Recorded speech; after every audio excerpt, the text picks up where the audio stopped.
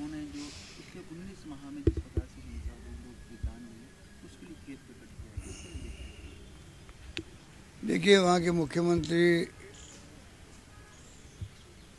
ने जो कुछ माफ़ी मांगी है पब्लिक से,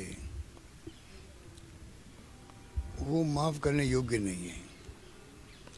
क्योंकि माफ़ी मांग के आप अगर 18 महीने के आसपास शायद ये घटनाएं घटी वहाँ पर, हिंदुस्तान के इतिहास के अंदर ऐसा माहौल किसी राज्य में नहीं बना होगा जो वहाँ बना है। आपस में दो वर्ग जो हैं, दो जातीय समुदाय आपस में फायरिंग कर रहे हैं, महिलाओं को रेप कर रहे हैं।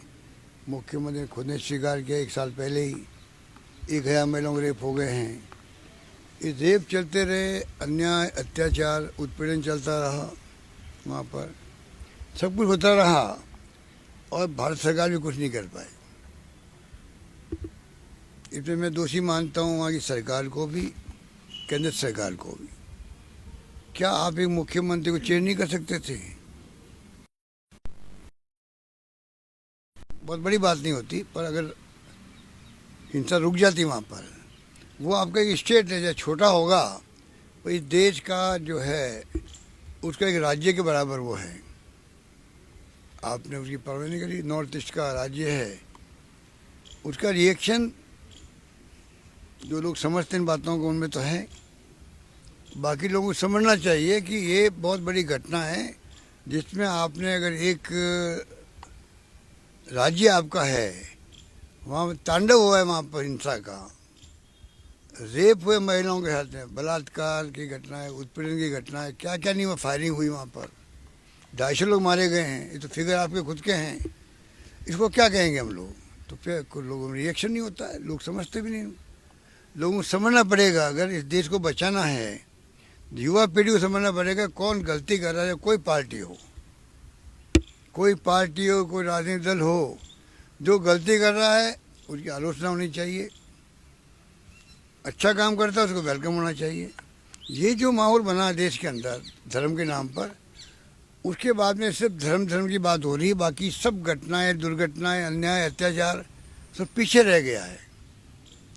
आने वाली पीढ़ियों को हम क्या जवाब देंगे, ये हमें सोचने की बात है। और मैं समझता हूँ कि युवा पीढ़ी जो आज की है, उसको राजनीति हटकर के, चाहे कोई पार्टी हो,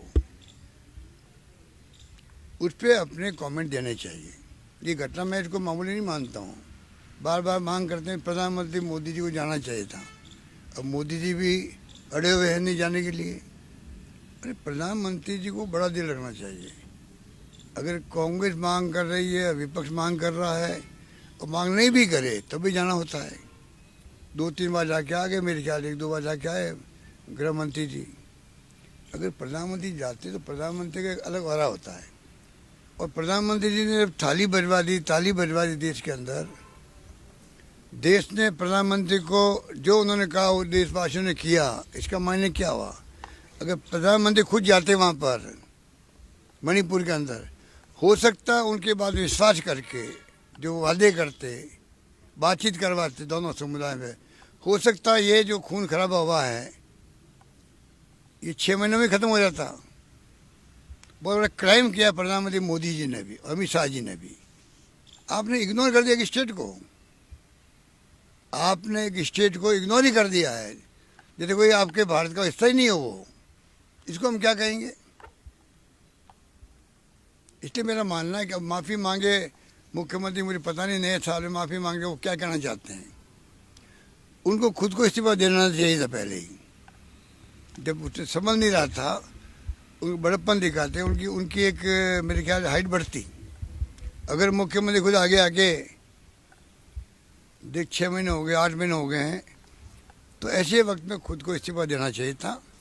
उनका मान सम्मान कायम रहता, आज माफ़ी मांगने की आवश्यकता नहीं होती, मेरा मान।